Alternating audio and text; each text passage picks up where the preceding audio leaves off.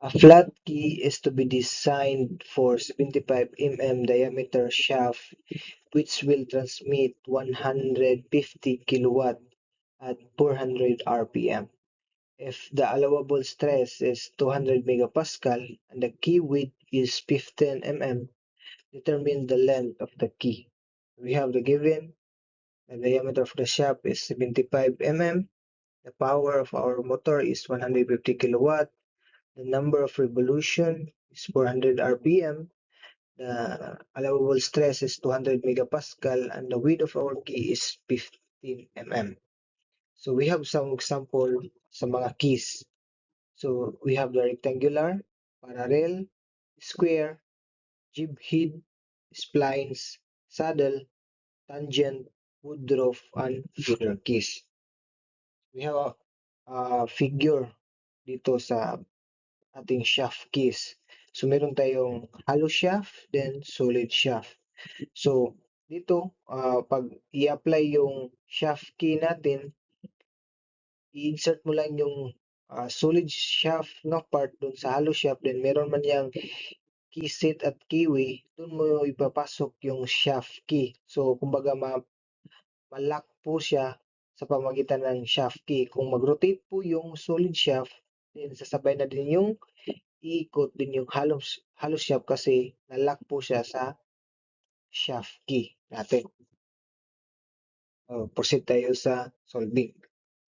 So we have our formula of our stress is force over area.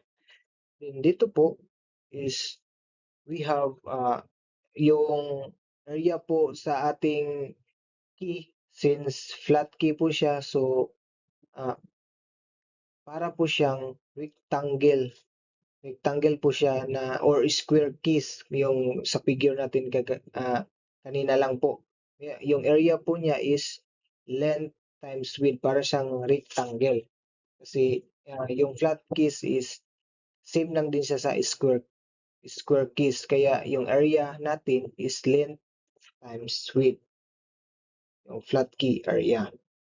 Then dito naman sa shaft po natin, so yung torque po ng ating shaft is, we all know that the torque is equals to force times the radius. So yung radius po natin no is equals po siya sa diameter ng ating shaft over 2. Kasi radius, so yung diameter divide by 2 is equals the radius. So dito po is i-plug in po natin lang yung value ng radius po natin, which is d over 2. So ito yung formula natin. Torque is equals to force times the diameter over 2. Since yung force po natin dito din is i-manipulate lang po natin yung equation para makuha natin yung force, tapos i-plug in po natin dito yung new formula.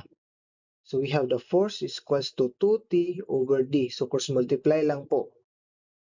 Then we have the new formula here is stress is equals to 2t over length times width times the diameter. So itong force is dito po siya galing 2t, ito 2t over d, then the area. So plug in lang po ito, length times width. So kaya nakakame up tayo ng ganitong equation.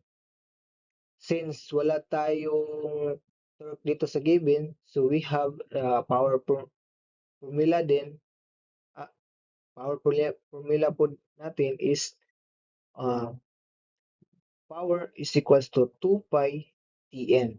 So ito is, yung formula na ito is kina-cross multiply lang po natin para makuha po yung length po natin. So ibaba lang yung stress, then ilipat yung sa kabila yung cross multiply lang. Kasi ito yung gagamitin natin na formula para makuha directly yung length ng ating keys. Pero bago yan, kukunin po natin yung torque. So dito is i-manipulate lang po natin yung equation para ma-cross multiply para makuha po natin yung torque. So we have torque is equals to P over 2 pi N. So we have the value, substitute lang yung value ng power natin, 150 kilowatt, then over 2 pi, yung N natin is 400 revolution times 1 minute over 60 seconds. Bakit ko po ito kina-convert into seconds? Kasi po, yung watt po value natin is yung watt po natin na value na isang unit is we have joules per seconds. Kaya kina-convert ko po ito, yung revolution per minute, ginagawa ko po itong revolution per seconds para mag-cancel po yung seconds nila. Kaya yung naiwan is joules na lang. Kaya yung torque natin dito is magiging kilojoules. So we have our final answer is 3.58 kilojoules. So yung answer po dito is ipa-plug in po natin dito sa torque natin. So we have 2 times 3.58 kilojoules over 200 times 10 kPa times 0.015 meter times 0.075 meter. So dito po, kino-convert ko po yung megapascal into kilopascal para po mag-cancel yung kilo po natin dito tsaka kilo po natin dito. Tapos, we all know that yung pascal po is yung pascal po natin ng isang unit ng ating pascal is we have Newton over meter squared. Kaya yung length kaya yung width at saka yung diameter po natin is kino-convert ko po siya into meter para mag-cancel po yung meter dito sa ating pascal. Tapos itong dalawang meter, i-times mo yan is magiging m squared yan. M squared. Kaya mag-cancel ito, cancel ito. So yung naiwan natin is yung Newton.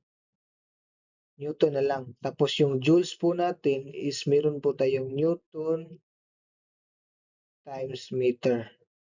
Tapos mag-cancel na din ito. Cancel lang dyan. Tapos yung naiwan na natin unit dito is yung meter na lang. Kaya yung value ng ating L is naka-meter. So, i-rest ko muna to.